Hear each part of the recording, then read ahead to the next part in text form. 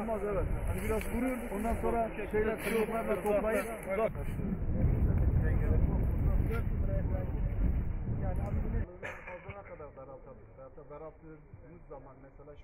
birkaç yıldan beri özellikle bu bölgede sulu tarımda alternatif bitki noktasında soyanın geliştirilmesi için ciddi çaba sarf ediyorlar. Bir noktaya da geldi. Yaklaşık 2000 dekar civarında bir ekim alanına ulaştık ama bu yeterli bir rakam değil. Önümüzdeki günlerde sulama alanları gittikçe de artacak. Ve biz burada sulu tarımda çeşitli ürünleri bu yelpazenin içerisine katacağız. En önemli ürünlerden bir tanesi ülkemizin de ciddi anlamda ihtiyacı olan soya tarımında burada gelişmesini ileride hep beraber göreceğiz. Elde edilen verim 350-400 kilo civarında birinci üründe, ikinci üründe 250 kilogram civarında bir geçen sene verimler alındı. Bu seneki rakamları şimdi hocamdan dinleyeceğiz inşallah. Bu sayede mısır ve pamuğa da alternatif olabilecek bir ürün. Pazar sıkıntısı yok. Ciddi anlamda yem rasyonunda kullanılan bir bitki. Özellikle yağ elde ediliyor. Yerine de protein oranı oldukça yüksek. Dolayısıyla ülkemizde katma değeri olan ürünlerden bir tanesi. Beklediğimiz düzeyde değiliz.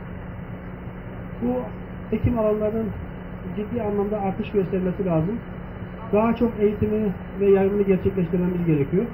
Bu ürünün Diyarbakır'ımızda büyük ölçekte yapılan bir tarım hali olması gerekmektedir. Bununla ilgili biz de çalışmalarımızı sürdüreceğiz. Firmamızın koordinatörü Sayın Profesör Doktor Cafer Mart hocamızı davet ediyorum.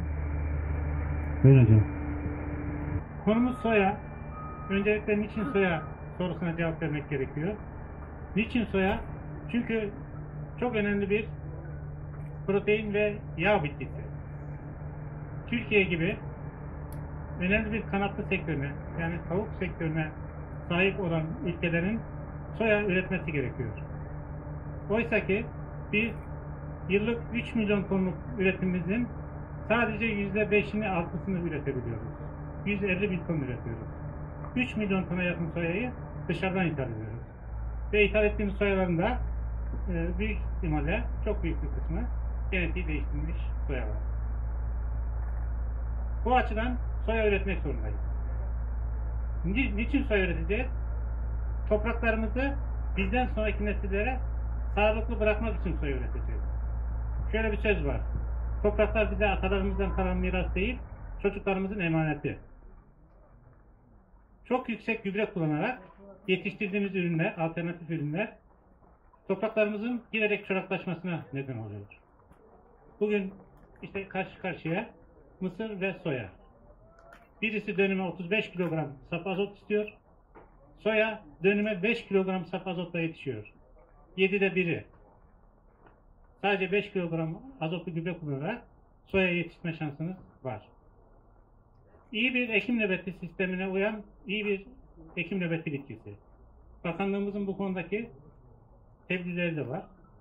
Desteklemelerinin 3 yıl süreyle ürün münavebesini zorlayan bir sistem. Son derece doğru bir sistem bana göre. Başta belki üreticilerimiz mağdur oldu ama giderek bu sistem oturacak. Bu sistem içinde iyi bir ekim nöbeti bitkisi.